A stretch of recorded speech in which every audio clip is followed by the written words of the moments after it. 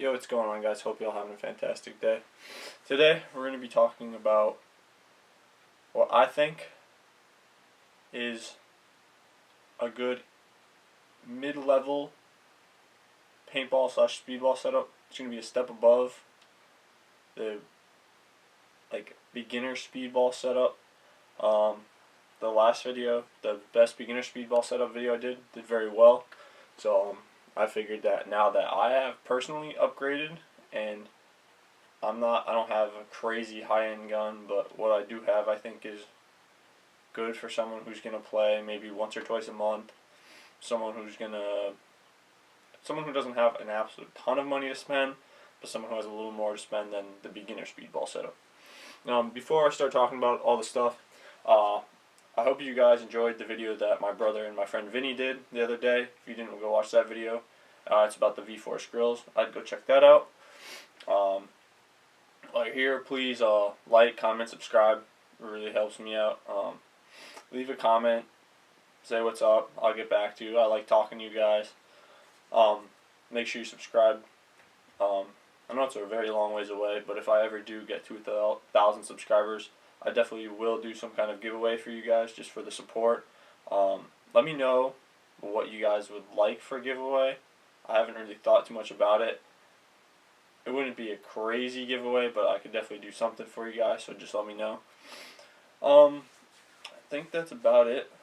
So yeah, let's just get going with what I think is probably right around the middle of the road speedball setup. It's not crazy high end. It's above the ETHA, the minis, stuff like that. So first off, we still have the same die rotor. This is actually a different one, but it's still a die rotor. It does exactly what you want to do. It feeds paintballs. It's not very heavy. You could substitute in a Spire or pretty much anything else. Probably not the R2. This is just the original rotor. The R2 and the Spire 3 are probably going to be, I'd probably classify that in the high end. If I was to do that, I'd probably classify that in the high end video. So, yeah, Rotor, Spire, I know HK has the loader. They're all pretty much going to do the same thing. The Rotor, I think, is still the fastest feeding loader, but you can only shoot 12.5 balls a second in tournaments. So there's really no need to have something that feeds any faster than that. Next, I did end up going and finding a Ninja Super Light tank. I've used this in other videos, but I haven't talked about it. I bought this tank for $60, which for a SL tank, it's a 6845 SL tank with the Pro V2 rag, which I think when this first came out, I think it was right around $220. I think the SL2 is now at that price. But so this tank is a born date of 2014, somewhere around there. So I am gonna need a rehydro soon. But it was basically brand new. The guy said he used it once, and from the threads, I've used the threads now a few times, but from the threads, he definitely wasn't lying, and maybe been screwed into a gun one time. So yeah, I mean, $60 for this. These are incredibly lighter than that standard 6845 tank. I know you guys are thinking, I thought the same thing. You're probably thinking, how much lighter could the same size bottle really get? Well, it's really insane. It's 30% lighter, I believe, and I think the SL2 tanks, which, I mean, those, again, I'd classify in the very high-end gun, in the very high-end level, because those new were like $220, I think. So those are even lighter than these tanks. Sorry, guys. I just ate. I'm burping milk. But, yeah. So, that's what I would definitely go with for a tank. I have an Exalt tank cover on it. It matches my mask. Yeah, I definitely like this tank. It's nice and light. But next, I guess we'll talk about the mask since it's on top. Nothing special. It's just a V-Force grills. I saw this mask and fell in love with it. Some guy at my local field was selling it. He wanted $30 for it, so I said it's definitely better than what I have and looks way cooler. And I didn't want to have all this nice stuff and have a junky mask, so this is what I went out and got. Yeah.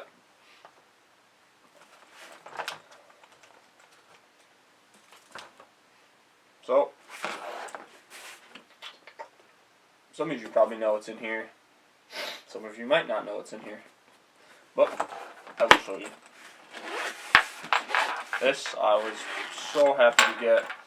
I think I said in a prior video that I sold my brand new Etha and I sold my Mini GS. And I bought this. So, this is what I got. For those of you who do not know, this is a Geo 3. It at one time was probably the best gun you could buy in paintball. I think these retailed for $1,400, somewhere around there. Pretty much, if you're unfamiliar with older, I think this, I want to say in the early 2010s, like 2011, 2012. I'm not exactly sure. But this was pretty much like the CS1, the CS2. This was like Planet Eclipse's like best marker. It has the stock Hornet. I'm thinking about getting an IV core once I save up enough money. But this thing, again, bought used. This thing really doesn't have a scratch on it. It has 30,000 shots on it, but the guy must have been a back player and just sat at the back bunker and dumped paint through it, because this thing really is super clean. So yeah, guys, this gun. So let's price this all together. I got a great deal on this too. This was $300. Bought the mask for $30. Bought the tank for $60. That's $390. Bought the rotor for $40. So we're looking at around right around $400. And once again, I really can't stress this enough, you guys. Buy stuff used. If I was to have went out and bought, well, you can't buy this. You can't buy the Geo new anymore. The Geo 3 new anymore. But let's say I was to buy all of this stuff when it first came out. We'll say $1,200 for the Geo. Say $100 for the mask. We'll say $150 for the tank.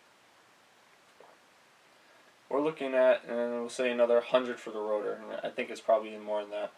That's right around $1,500–$1,600.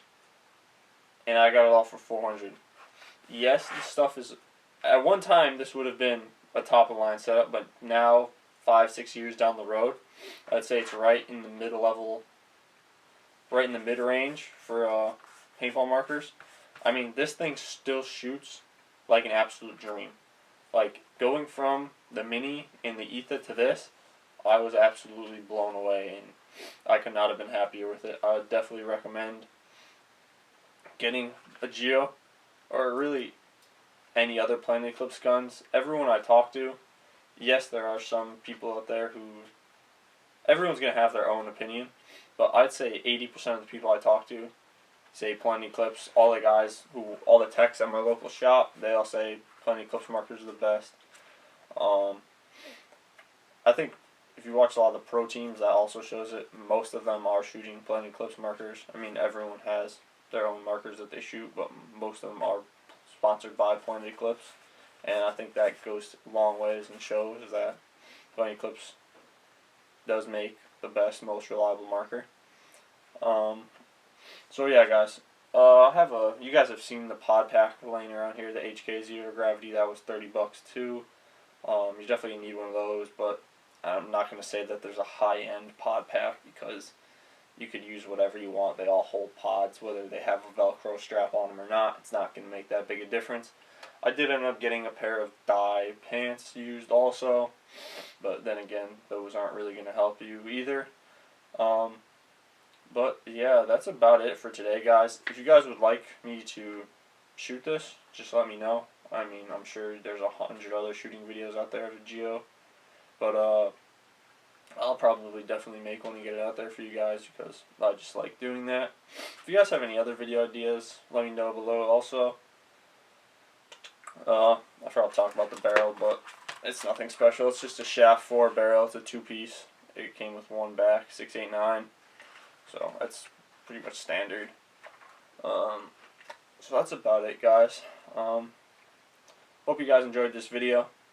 Hope it helped you out. If you have any questions, let me know down below. If you guys ever need help trying to find anything, let me know and I can try to help you. So I'll see you in my next video, guys. Have a good one.